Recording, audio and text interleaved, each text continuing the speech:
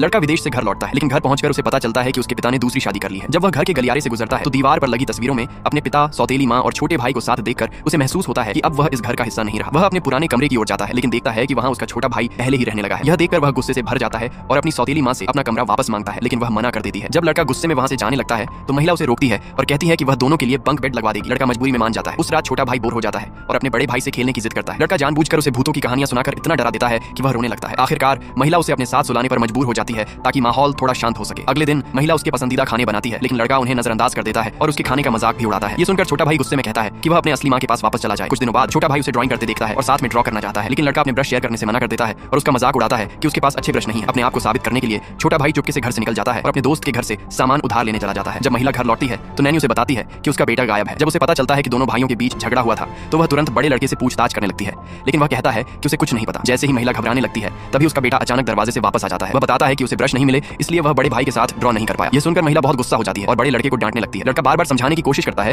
कि उसका छोटे भाई से कोई दुश्मनी नहीं है, लेकिन महिला उसकी बात मानने से इनकार कर देती है। लड़का पूरी तरह टूट जाता है। तभी लड़के के पिता घर आते हैं। सब कुछ सुनने के बाद वह तुरंत लड़के से महिला से माफी मांगने को कहते हैं, लेकिन लड़का मना कर देता है। यह देखकर पिता गुस्से से भर जाते हैं। वह कमरे में जाते हैं और लड़के के सबसे पसंदीदा ब्रश को जमीन पर पटक कर तोड़ देते हैं और उसे चेतावनी देते हैं कि वह अब कभी ड्राइंग न करे। लेकिन इसके बाद लड़के के मन में एक खौफनाक ख्याल जन्म लेने लगता है। अगर आप आगे की कहानी देखना चाहते हैं